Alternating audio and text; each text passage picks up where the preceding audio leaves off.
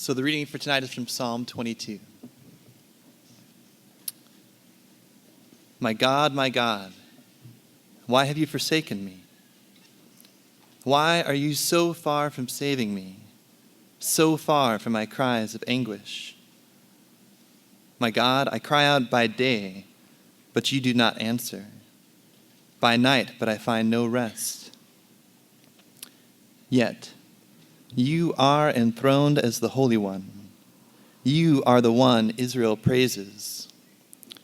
In you our ancestors put their trust. They trusted and delivered them. To you they cried out and were saved. In you they trusted and were not put to shame. But I am a worm and not a man, scorned by everyone, despised by the people. All who see me mock me. They hurl insults, shaking their heads.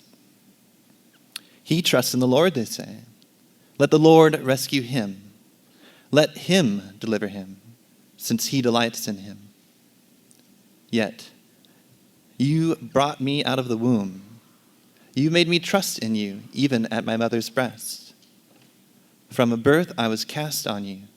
From my mother's womb you have been my God. Do not be far from me, for trouble is near, and there is no one to help. Many bulls surround me, strong bulls of Bashan encircle me, roaring lions that tear their prey open, their mouths wide against me. I am poured out like water, and all my bones are out of joint. My heart has turned to wax, it has melted within me. My mouth is dried up like a potsherd, and my tongue sticks to the roof of my mouth. You lay me in the dust of death. Dogs surround me, a pack of villains encircles me. They pierce my hands and my feet. All my bones are on display. People stare and gloat over me. They divide my clothes among them and cast lots for my garment. But you, Lord, do not be far from me. You are my strength. Come quickly to help me. Deliver me from the sword, my precious life from the power of the dogs. Rescue me from the mouth of the lions. Save me from the horns of the wild oxen. I will declare your name to my people. In the assembly I will praise you. You who fear the Lord, praise him. All you descendants of Jacob, honor him. Revere him, all you descendants of Israel. For he has not despised or scorned the suffering of the afflicted one. He has not hidden his face from him, but has listened to his cry for help. From you comes the theme of my praise in the great assembly. Before those who fear you, I will fulfill my vows. The poor will eat and be satisfied. Those who seek the Lord will praise him. May your hearts live forever. All the ends of the earth will remember and turn to the Lord, and all the families of the nations will bow down before him. For dominion belongs to the Lord, and he rules over the nations. All the rich of the earth will feast and worship. All who go down to the dust will kneel before him. Those who cannot keep themselves alive, posterity will serve him. Future generations will be told about the Lord. They will proclaim his righteousness, declaring to a people yet unborn, he has done it. This is the word of the Lord.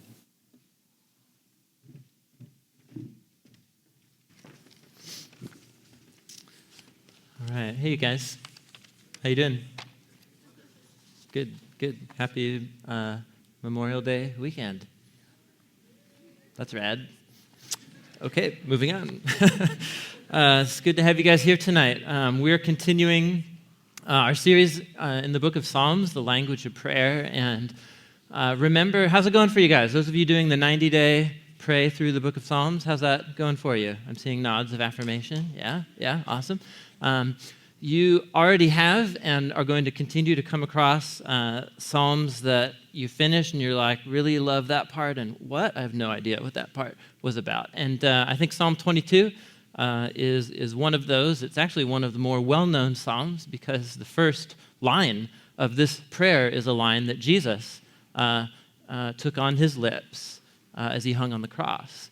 But the rest of what's going in the psalm, we're not kind of sure what to do with a lot of that. And so remember what the main theme that we're highlighting as we go through is, one, trying to become a community, right? A church community of people who are fostering, cultivating the habit of prayer, of a daily connection with God, but also that's a learned skill. You don't just automatically know how to do that. And so the book of Psalms exists within the scriptures to teach us how to pray. And they give pride of place to our emotions in our prayer, which is kind of why we put together a 90-day prayer journal. If, by the way, you haven't taken one of these 90-day prayer journals, today's day 13 or 14, depending on if you start on Monday or Sunday, 2 weeks ago. But they're free at the back, and I really encourage you to take one and to join us on the daily kind of prayer through the book of Psalms. These prayers give pride of place to our emotions in our prayer life. And that, some of us are going to run through the door because of that, because of whatever your family of origins, or you're about as emotional as a rock. That's just how you are. And others of you are really excited about that, but you know that you're kind of prone to being way over emotional. And so remember, I won't go into detail, but last week we kind of set the playing field that the Psalms, they don't stuff or deny our emotions in our journey of following Christ, but at the same time, they don't show us prayers that are simply overtaken or driven by emotion. They take this middle way that is a way most of us did not grow up with, which is praying through our emotions. It's about an intentional, thoughtful, reflective, discovering the sources of what we're feeling, and reminding ourselves of God's character and who we are, and just pouring out the whole mess in God's presence. And so tonight, we're exploring Psalm 22, and we're exploring what it means to pray through our pain and our grief and our suffering. If you have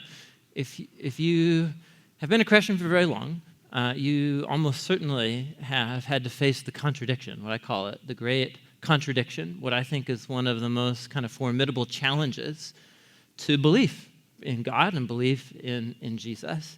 And it's both a theology issue, but it's also a very personal issue. And that contradiction is this. And we're going to explore how David prays through it tonight, through Psalm 22. The contradiction is that we say we believe, and we gather weekly, and we gather in homes and one-on-one, and in terms of our own beliefs and convictions. If you're a Christian, we believe that God is good, that he's real, and that he's present, and that his will and purposes for our world are to heal and to save, and that he loves the world and everyone in it. We hold that belief. And we hold it not just because we think it's a nice thing to believe. We hold it because we can point to examples of God's actions in history where he demonstrated his goodness and his care. And so, as we're going to see in the psalm here for the Israelites and in the Old Testament, that main action of God's care and goodness was the Exodus, redeeming the slaves, Israelite slaves out of Egypt. He showed his mercy, he answered their prayers, and so on. And if I'm a Christian, foremost, I can point to Jesus, right? God's action in entering human history, in living and dying and being raised for us, right? That's why I believe any of this in the first place, is because there's a whole bunch of eyewitness testimony that this man lived and died and said and did these things.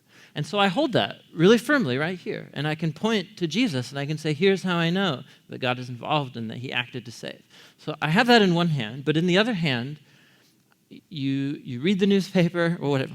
Actually, nobody reads newspaper anymore. You read MSNBC or whatever, or New York Times, whatever, on your phone or something, and you just look at the tragedy and the horror of human history and of the chaos of the majority of humanity's just daily life and the pain. And you, if you haven't been there yet, you will come there. You reflect on your own experiences of pain and suffering. And how do the two of those go together? It's what I call the great contradiction.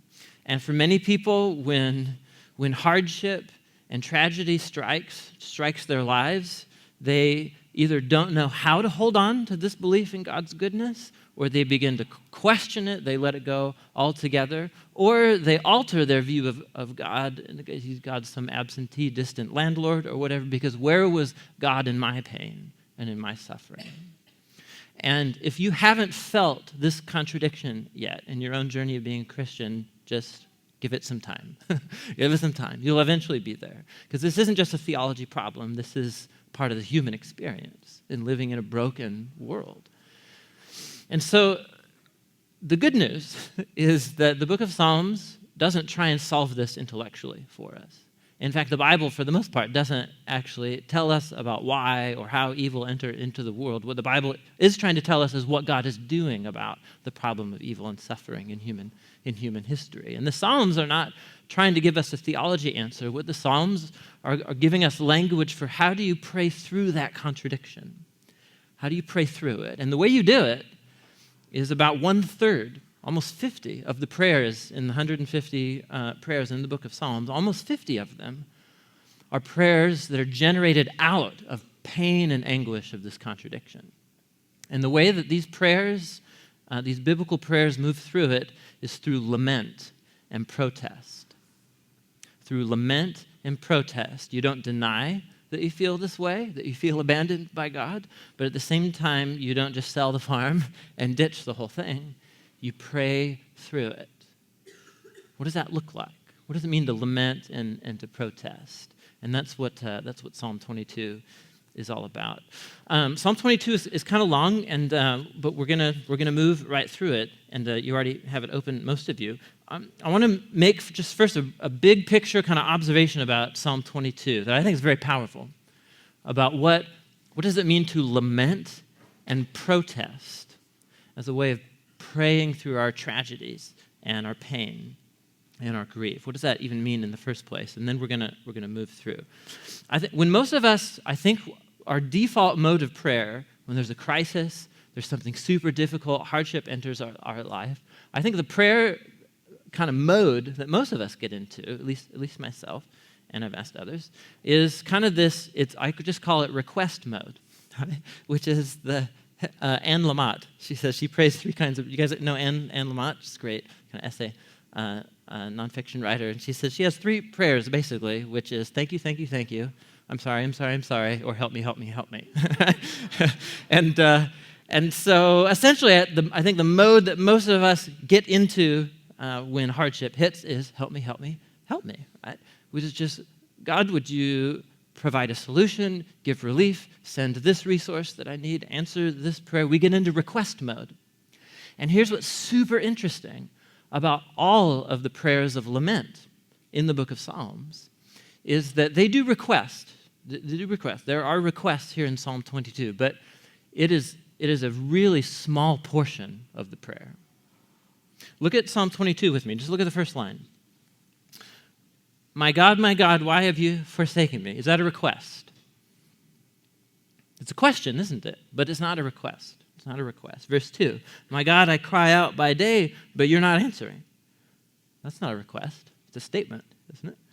Verse 3, you're enthroned as the Holy One. You are the one Israel praises, and ancestors put their trust in you, so we're still not requesting yet. Verse 6, I am a worm and not a man. Right, that's a sad self-description, but that's still not a request, is it? Verse 9, you brought me out of the womb. Verse 12, many strong bulls surround me, strong bulls of Bashan, still not requesting. Verse 14, I'm poured out like water. Verse 16, dogs are surrounding me. Verse 18, they're dividing my clothes. Like what? Do you see this? This huge majority of this prayer, and there's no request. It's anguished, detailed description of what's happening to me and how I feel about it. Then, verse 19, but you, Lord, here come the requests. And they're quite short, and it's just a small part of the prayer. Don't be far from me. You're my strength. Come quickly. Verse 20, deliver me. Verse 21, rescue me, save me. Now just stop right there. Okay. I'd never really even thought about this until it was pointed out to me. I think the assumption that we have when hardship comes is God already knows what's happening. He already knows how I feel. What I need to do is tell him exactly what he's supposed to do about it. Right? That's the assumption that we are. And do you see, this psalm has precisely the opposite assumption. The assumption in this prayer is God knows exactly what to do. Deliver me, save me, rescue me, help me. So God doesn't need help knowing what he needs to do. The majority of this prayer is taken up with describing what's happening to me and how I feel about it. Do you see that here? This is the total opposite of the mode that most of us get into. And this is the nature of biblical lament and protest. That was awesome. And it might have been Josh White. So he turned 40 yesterday. Josh White turned 40 yesterday. It's his birthday weekend, so that's why he's not here. And he also got his new refurbished motorcycle. It might have been him. I don't know, intentionally. Sorry. Anyhow. What was I saying? I was saying something. I was talking about, yes, the disproportion, right? So in other words, we get into request mode. We think God needs help knowing what to do. He already knows what's happening, and he already knows how I feel about it. But the psalm, the biblical prayers do just the opposite. They assume what actually God is most interested in hearing is me describing how I'm processing all of what's happening to me and how it's making me feel. Do you see it? I mean, you can just see it now in the prayer. 18 verses of detailed description of what's happening and how I feel about it. 3 short verses of request.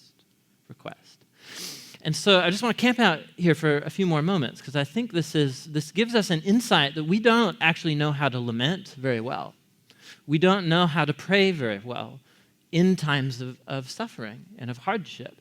These psalms are here to teach us how to do that. And they do it primarily through lament and protest. Now, when I say the word protest, a whole bunch of kind of ideas come into our heads that I don't think are helpful for us. We think of protests, and we think of, there's one every weekend somewhere in downtown Portland for different causes or whatever. We think maybe of anger or whatever, and anger may or may not play a part in it, but protest is a different category here in these prayers in the book of Psalms. And the best thing I can do is really just show you a contemporary example of it. That's both, I'm using it because it's a really good example of lament and protest. 2, it's funny, which is important because this is a really heavy topic and the rest of the message is, don't really have very many jokes because it's about suffering and anguish. How many of you have heard of the letter to Continental Airlines from the passenger in seat 29E? Anybody? The letter from seat 29E. I'm really curious. Oh, awesome. All right, good. So it was viral on the interweb, but it was about 5 or 6 years ago or whatever. The letter from seat 29E is actual passenger complaint sent in it was a flight from Sweden to Houston International from the person in seat 29E. Dear Continental Airlines, this is amazing. Amazing. I'm disgusted as I write this note to you about the miserable experience I'm having sitting in seat 29E on one of your aircrafts. As you may know, this seat is situated directly across from the lavatory, so close that I can reach out my left arm and touch the door. All of my senses are being tortured simultaneously. It's difficult to say what the worst part of sitting in 29E really is, ? His spelling's not great, by the way. So, is it the stench of the sanitation fluid that is blown all over my body every 60 seconds when the door opens? Is it the whoosh of the constant flushing? Or is it the passengers, and note my edit here, bottoms. So you can guess what he put in there. The passengers' bottoms that seem to fit into my personal space like a pornographic jigsaw puzzle. This gets better. It's brilliant. I constructed a stink shield by shoving one end of a blanket into the overhead compartment while effective in blocking at least some of the smell and offering a bit of privacy. The bottom on my body factor has increased, as without my evil glare, passengers feel free to lean up against what they think must be some kind of blanketed wall. The next bottom that touches my shoulder will be the last. No, it gets better. I'm picturing a boardroom full of executives giving props to the young, promising engineer that figured out how to squeeze an additional row of seats onto this plane by putting them next to the lavatory, as illustrated here. I would like to flush his head in the toilet that I am close enough to touch and taste from my seat. It gets better. Putting a seat here was a very bad idea. I just heard a man groan in there. And then I had to delete entirely what follows next. Depiction of man's bottom in my face. Worse yet, I paid over $400 for the honor of sitting in this seat. He brings it home. Here. Does your company give refunds? I would like to go back where I came from and start over. Seat 29E could only be worse if it was located inside the bathroom. I wonder if my clothing will retain the sanitizing odor. What about my hair? I feel like I'm bathing in a toilet bowl of blue liquid, and there is no man in the little boat to save me. I'm filled with a deep hatred for your plane designer and a general dis-ease that may last for hours. We are finally descending. Soon I will be able to tear down the stink shield, but the scars will remain. I suggest you initiate immediate removal of this seat from all of your crafts. Just remove it. And leave the smoldering brown hole empty. A good place for sturdy, non-absorbing luggage maybe, but not for human cargo. You know what I mean? You haven't lived until you've read the letter from seat 29E, right?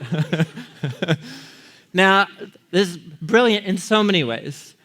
And you might, what on earth does this have to do with Psalm 22? It actually is remarkably similar to Psalm 22 in the structure. Did you see it right there? Every line of that was aimed at making a request, right? The whole thing. What's the request? He actually only said it in one line at the end. Just remove it. Just remove the seat. But the entire letter is aimed at getting a response. Do you see this here? In other words, he could have just said, request, remove it, remove it, remove it. That wouldn't be nearly as effective or funny, right? But once you see he feels like he's drowning in the toilet and there's no little lifeboat to save him or something, it's this really quite vivid metaphor, right? Right? So it's almost poetic. And so it's remarkably like Psalm 22. The majority of it is an exploration of what is happening, in anguished detail, what's happening, and how he feels about it. And so obviously, this is full of irony and sarcasm, and that's why we're all laughing. But it's such a good example. We don't know how to do this very well, right? And so in this case, he turns to humor to know how to do it. But seriously, we don't know how to pray through our grief. We assume God doesn't, all I can think is that I assume God doesn't want to hear it, that he doesn't care. And so I'm just going to tell him what I think he should do, when apparently what he's really interested in is hearing what I'm feeling and what I'm processing. This is precisely what's happening in Psalm 22. So there you go. I know I made your sides hurt. And now we're not going to laugh anymore because this is really intense. But just kind of ask yourself, I would even encourage you, just get yourself into a mindset of a time where you had to face the contradiction. And ask yourself how you could have prayed. Some of you are right now in your life in the middle of that contradiction. What would it look like to pray a prayer like that, hopefully with not as much dry sarcasm, but at least with honesty and with heart? Let's dive in. We're going to work through David's prayer here and see how he prays through his grief. For a little note here at the beginning here that's part of this prayer. For the director of music, to the tune of the doe of the dawn, or the doe of the morning, a psalm of David. Now, most of us, we kind of read right over these. Sometimes you get really important information. Like last week, we heard about when David prayed Psalm 3 while he was fleeing from his son Absalom. This is important for some other reasons. First of all, do you guys know the tune, the doe of the morning? Yeah, neither do I, right? And neither does anybody, right? So, but this is talking about the melody to which this prayer was played in Israel's worship in the temple. And it was for a director of music to know, like, hey, do this melody when you do this song. Now that just tells us something really important right there. In other words, this originally was a Psalm of David, generated out of, as we're going to see, a very anguished, difficult life experience. We don't know what that experience was. And so David's description of how he feels and what's happening to him is actually very open-ended. It's nowhere as specific as the letter from Seat 29a. And so all of a sudden, David's prayer passed into the prayer life of his people. And there's 1,000 years separating David praying this prayer and Jesus taking it on his lips, hanging on the cross. And during that 1,000 years, who knows how many countless thousands of Israelites prayed this prayer in their time of anguish and need. And so what essentially this little note does is it opens up David's prayer. It's not just about him and it's not just about Jesus. This prayer is for anybody who has ever felt abandoned by God. He begins, my God, why have you forsaken me? Why are you so far from saving me, so far from the cries of my anguish? My God, I'm crying out day. You don't answer. I'm crying out by night. I don't find any rest. There's no description of his circumstances. And so all of a sudden, anybody who's ever felt that confusing sense of absence of God in your life, this becomes your prayer immediately. And this is how he begins, with how he feels. But also a form of protest. It's clearly, if God were listening, he would realize I've been crying out day and night, so this is not okay. If God were really aware that I've been crying out day and night, he would answer immediately, because God wouldn't tolerate that kind of thing in his world. So you can see there's emotional energy here. Why aren't you paying attention to me? It's not angry protest, because who's he praying to? What's the very first words? This is very important. Biblical lament and protest, it's based on relationship. He's talking to my God. He assumes that he's his God and that he cares, and that makes the sense of absence all the more painful. He cries out, my God. He begins with this appeal. Look at the next part of the prayer. This is instructive. We're going to move through it, showing us what it looks like to lament and to protest. Verse 3, he says, you're enthroned as the Holy One. You're the one Israel praises. I mean, in you our ancestors put their trust. They trusted and you delivered them. They cried out to you. They were saved. They trusted in you and were not put to shame. What's he doing right here? Just stop and think about this. What mode of prayer is he in? He's not describing how he feels anymore. What's he doing? He's referring to how God has proven his faithfulness in the past. There have been times in the past where people cried out to you and you totally responded. And just think, for David, when he talks about our ancestors cried out to you and you saved them, what story is supposed to be coming into your head? This is like the main foundation story of the Old Testament, of Israel's salvation. This is the story of the Exodus. They were in slavery, oppressed. They cried out to Yahweh. He sent them a deliverer, saved them out of Egypt. And so in the midst of it's like these contradictions, these feelings. He's saying, I don't feel like you're present. I don't see you anywhere to be found, but I know that you have responded in the past. And so this is a way of, he's not doing self-talk here. He's reminding God that God has been faithful in the past. Why aren't you doing that same kind of thing right now? That's a legitimate question. It is. You're not alone in asking that question. And apparently God invites us to remind him of his past salvation when we feel the lack of that presence and salvation in our own lives. Let's keep going. He says, but I'm a worm. I'm not a man. He feels less than human, isolated. He says, I'm scorned by everyone, despised by people. All who see me mock me. They hurl insults, shaking their heads. They say, he trusts in the Lord. Let the Lord rescue him. Let the Lord deliver him, since he delights in him. So he takes a deep dive down here into his isolation. I mean, really quite a deep dive. And again, we get into the think, like, of course, God already knows I feel like this. No, dude, like, verbalize it. Articulate it. He's feeling deeply isolated. Those of you who have been in periods this often happens in situations of sickness or in death. You lose a loved one, and even your best friends have a difficult time knowing how to talk to you. You guys know this experience or have had this, right? When you're in the presence of someone who's experienced grief and tragedy, even if you want to talk with them, you don't know how. Tragedy is a very isolating experience, even from people that care about you, much less people, in this case, that are persecuting him and so on. And so he just prays right through it. He just pours it all out before God. He doesn't stuff it. He doesn't let him take it over. Let it take it over him. He prays right through it. And then he instantly moves even deeper. Verse 9, he says, "You're the one who brought me out of the womb.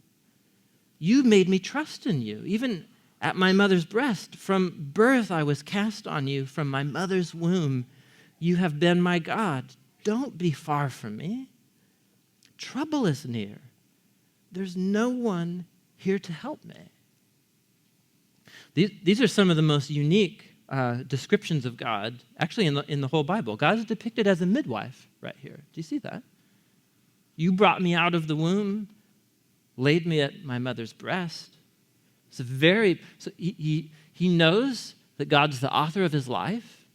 He knows that God's responsible for existence. He knows that God is so close to him and has been since his first breath. And he depicts God as this midwife, this strong maternal presence that's always been with him. I know you care about me. Where are you? Where are you? That's as gut-wrenching as the letter from seat 29E is. It's funny, isn't it? This is deeply personal. And again, I'm commenting along the way, but I think some of us, we're like, this is uncomfortable for us. We're like, I don't want to talk to God like this. But there you go. Apparently, it could be one of the most healthy things for your relationship with your Creator, is to just really articulate your grief and your emotions and your feelings. Let's keep going. Many bulls surround me. Strong bulls of Bashan encircle me. Roaring lions that tear against their prey open their mouths wide against me. He didn't just go on a jungle safari. Okay, that's not what just happened. So this is a very common metaphor in the Psalms in particular and in other biblical poetry to describe either circumstances that are very hostile or dangerous for you, or people who are your opponents or enemies or whatever, to describe them in terms of vicious animals. So it seems kind of strange to us, but this is super common in their culture and time. So these bulls and lions, these are the most uncontrollable creatures that humans can think of. His circumstances seem completely out of control, which is what he goes on to say at verse 14. Through these metaphors, he says, it's like I'm poured out like water. All my bones are out of joint. It's like I'm falling apart. No coherence and cohesion in my mind or heart. My heart's turned to wax. It's melted within me, an image of fear. My mouth is dried up like a potsherd. My tongue sticks to the roof of my mouth. You lay me in the dust of death. It's like this image of him actually being forced down into the dirt. He has no vitality, no vigor. He's laying in the dirt, no energy. He's dry, no vigor, no vitality. Dogs surround me. Dogs are scavengers in their culture and time. Not too many people had pet dogs back then. They're wild packs that scavenge. And so here is this dead man lying in the desert. Dogs surround me. A pack of villains encircles me. They pierce my hands and my feet. Or some of your translations have they hack off or they chop at my hands and my feet. I can count all my bones. People stare and gloat at me. They divide my clothes among them. They cast lots for my garment. So he's in this place of isolation and pain and grief. He feels like he's dying. He can't hold it together. And what do people around him do? They close in to take advantage of him, right? They're gambling for his possessions and so on. He feels completely isolated and alone. There you go. How you guys doing? That is so intense. That's so intense. It's only now that he moves into request mode. And quite briefly, he just says, you, Lord, don't be far. You are my strength. Come quickly to help me. Deliver me from the sword, my precious life from the power of the dogs. Rescue me from the mouth of the lion. Save me from the horns of the wild oxen. And that's it. That's his request. He assumes that it's much more important to God and to himself that he really articulate what's happening to him and his grief and his pain. This is so instructive for us. And I don't know how to do this very well. And I'm a child of our culture, just like all of you are. I'm guessing most of you don't know how to do this very well. In fact, we might even be kind of scandalized at like the raw boldness of talking to God in this way. One of I think, the kind of the more brilliant commentators I came across in talking about lament, this lament kind of prayer. It's a scholar, her name's Kathleen O'Connor. I'm just going to read you her words because they're so powerful. She says, prayers of lament name what is wrong, what is out of order in God's world, and what keeps human beings from thriving in all their creative potential. You can just see that. He's protesting that this is happening to him and that this is happening in God's world. Simple acts of lament expose these conditions. It names them. It opens them up to grief and anger and makes them visible for remedy. In its complaint and anger and grief, lamentation protests conditions that prevent human thriving, and this resistance may finally prepare the way for divine healing.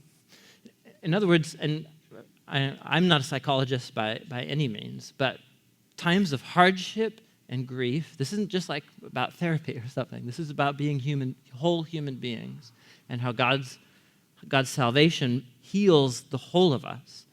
When we go through times of stress and tragedy and hardship and loss, stuff happens inside of us that we don't get, right? Things get misaligned and distorted within us that we don't even know how to name.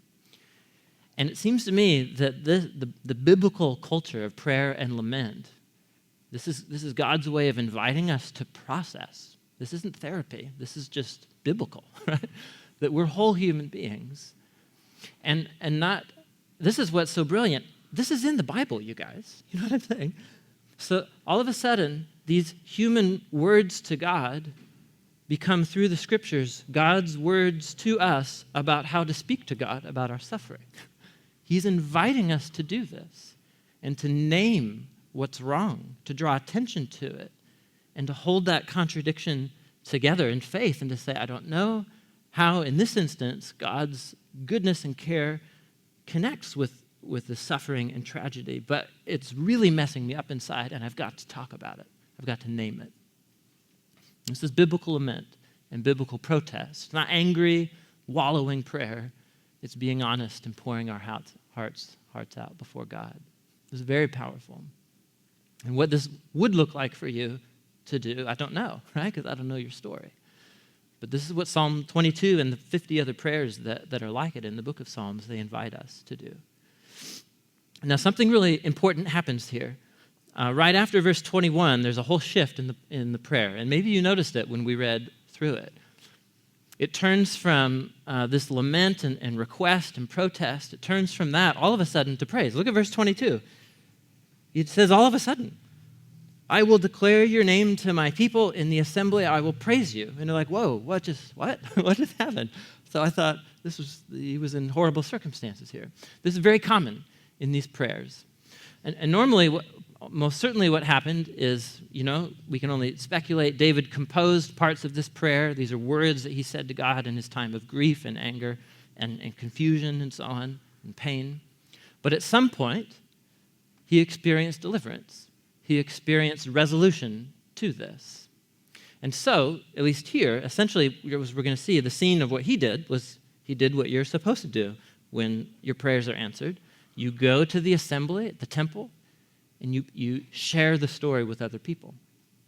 So he says he goes to the temple, to the assembly, and I'm going to declare your name and praise God. And here's what he's going to say. Imagine David standing in the temple after this whole time has passed. And he says, all you who fear the Lord, praise him. All you descendants of Jacob, honor him, revere him, you descendants of Israel, for he has not despised or scorned the suffering of the afflicted one. He hasn't hidden his face from him. He's listened to his cry for help. And so he again addresses God then in the temple. He says, from you, God, from you comes the theme of my praise in the great assembly. Before those who fear you, I will fulfill my vows, which usually involved offering an animal of sacrifice to thank God for delivering you. And so normally for those kind of sacrifices, you throw a big party. What an awesome culture. When your prayers are answered, you slaughter like a goat and you have a huge party. And you invite all your friends and you tell the story of God's faithfulness to you. This is a part of lament and prayer in these prayers, is when you find an answer, when there is resolution, when you do discover God's grace and mercy, or there's healing or whatever it is, you don't just internalize that, you throw a party. You turn to God's people and you have a party. And so he says, the poor will eat and be satisfied. Those who seek the Lord will praise him. And may your hearts live forever. I think this is actually like cheers, you know. They're actually at the feast and he's praising and thanking God, you know, bottoms up kind of thing, to celebrate what God has done in his story. So again, we don't do this very well, and I don't think we even have a category for this. How many of us have a practice in our prayer life of moments where we invite other people in our lives to celebrate moments of deliverance and answered prayer and coming through that dark night of the soul? Because actually what that assumes is that you've actually invited other people into your struggle and into your journey of pain and grief and so on. The fact that David, this is very obviously a very personal prayer, but at some point he's invited other people, the assembly, into his story so that they can share in his grief and also share in his joy as well. This is another part of lament as a community of Jesus' followers. It makes me think back a few months ago, Josh Garrels, one of our elders, he spoke on community, on our second pillar here. And it was quite profound what he shared. It's namely, you know, when we do this Discover Door of Hope thing at the first Sunday of every month, and it's a lot of newer people who haven't been around very long, and there's one theme that always comes up. I'm trying to find community. It's hard. I'm trying to meet people. I'm trying to connect, and it's difficult. And especially for Westerners, the way we live and structure our lives, like we're the most isolated individuals on the planet, right, for how we work. But we don't know how to do this very well. And one of the ways, and this is what Josh shared, is to just initiate relationships and invite people into your story, especially into your struggles. And this has a way of bringing the threads of our stories together, and all of a sudden you realize, I'm not the only one asking this question. I'm not the only one praying a prayer like Psalm 22. There's lots of other people who are wondering where God is. It's about uniting in those prayers together. David ends the prayer, verse 27. All the ends of the earth will remember and turn to the Lord. All the families of the nations will bow down before him. For dominion belongs to the Lord. He rules over the nations. All the rich of the earth will feast and worship. All who go down to the dust will kneel before him, even those who can't keep themselves alive. And this is the part of Psalm 22 where we're like, okay, that's cool. What does that have to do with anything? At this point in the prayer. Here's what I think what's happening. This is really profound. It's as if David, he thinks of his own story, of this tragedy in his life, where he called out to God, and he had to lament and pray through those emotions and those feelings. And at some point, he met the answer to those prayers.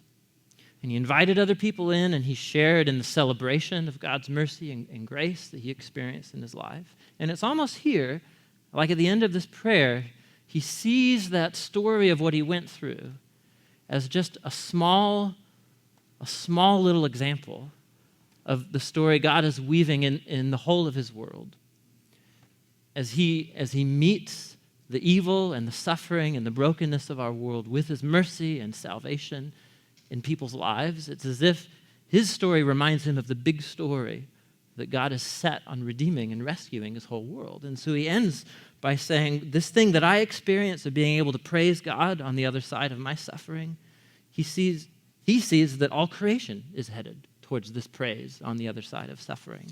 And all nations will come and will worship, for he's the king, the rich of the earth, even those who are going to the dust. This is the image of death. Remember earlier he said, I'm in the dust of death. He apparently has the idea that God's commitment and his mercy, his commitment to our world even reaches beyond the power of death. That even death can't thwart God's ultimate purposes to save and to heal his people.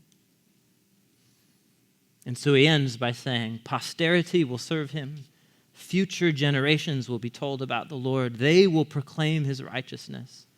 They'll declare it to a people yet unborn because he has done it. He envisions like this unending gathering of all generations, all bringing their stories of suffering and pain and how God met them and delivered them. Just going on and on, ad infinitum. And there's Psalm 22. How you guys doing? Go back to the first line here.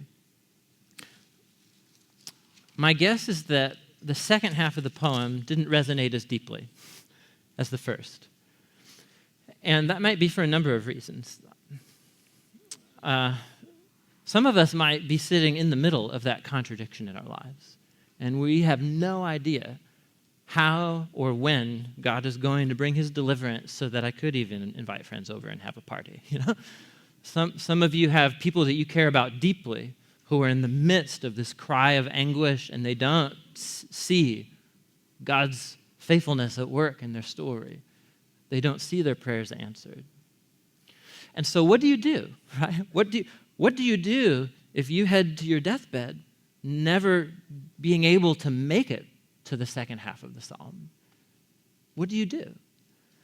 And this is where I think the importance of Jesus quoting this psalm as he hangs on the cross, where it becomes so important to us. So there's something very mysterious and crazy going on.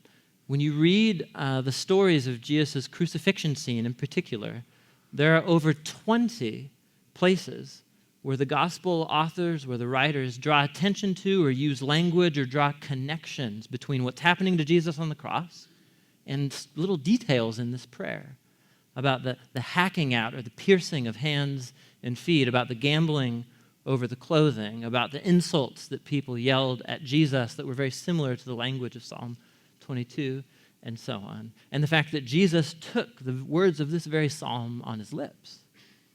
So what's happening right there? And some of us, we think, whoa, that's crazy, unity of Old and New Testaments and predictive prophecy and so on. And yeah, that's totally cool, right? But Psalm 22 isn't actually predicting anything, is it? Right?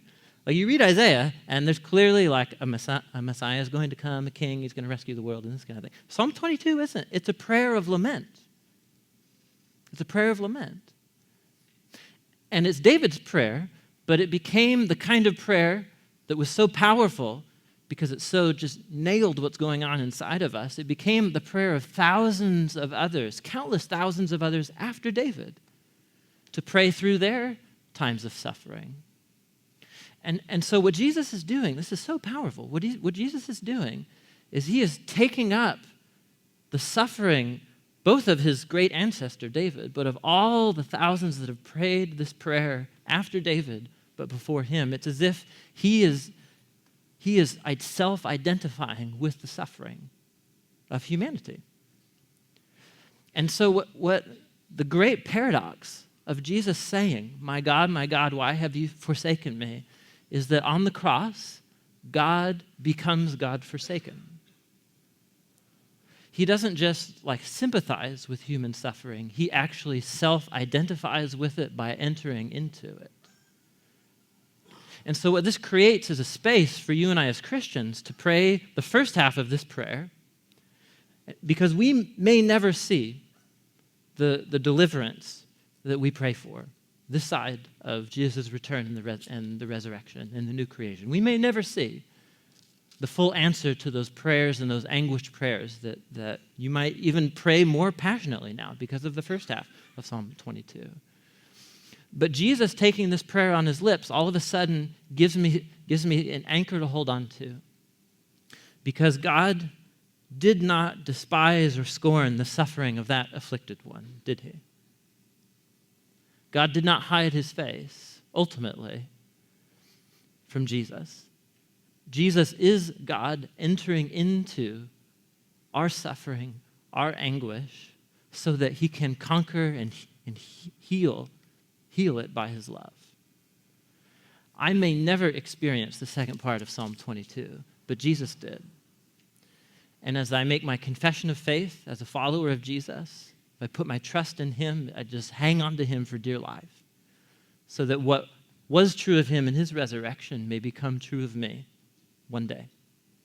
And I may experience that now, I may experience that later, I may experience that in the new creation, I have no idea. But what's most important in this psalm is it's the journey. This is David's prayer, this was Jesus' prayer, and this is meant to be our prayer too. As we look in faith to the fulfillment of God's promises, and we can point to the life and the death and the resurrection of Jesus as the one who ultimately was delivered out of the suffering and death that you and I are in the thick of. And so, man, this is so heavy, and I'm glad we had a good laugh at the beginning. But, we have, just as we gather every Sunday, we have this time, just this block of time, you guys, for quietness, for prayer, for worship, a chance to, whether it's by yourself or with whoever you came with, to come to the table and take the bread and the cup. And in that moment, we're connecting with Jesus with these symbols that speak of the moment that he cried out this prayer, where he identified with me and entered into my suffering with me. And so some of you, it might be your own story where you're in the middle of that pain and grief and wrestling with that contradiction. You might have a loved one or someone you care about who's right there. And so, man, just take advantage of this time. Sit with Psalm 22 in front of you, perhaps, and allow yourself to go there, Allow yourself to pray in a way that you never have before, that might make you feel a bit uncomfortable, but that God's inviting you to because he cares. He cares. And he doesn't just care. He has actually done something about it in Jesus, his life, his death, and resurrection. So I'm going to close us in a word of prayer, and I just encourage you to be open to what God might want to speak to you through Psalm 22 as we go on.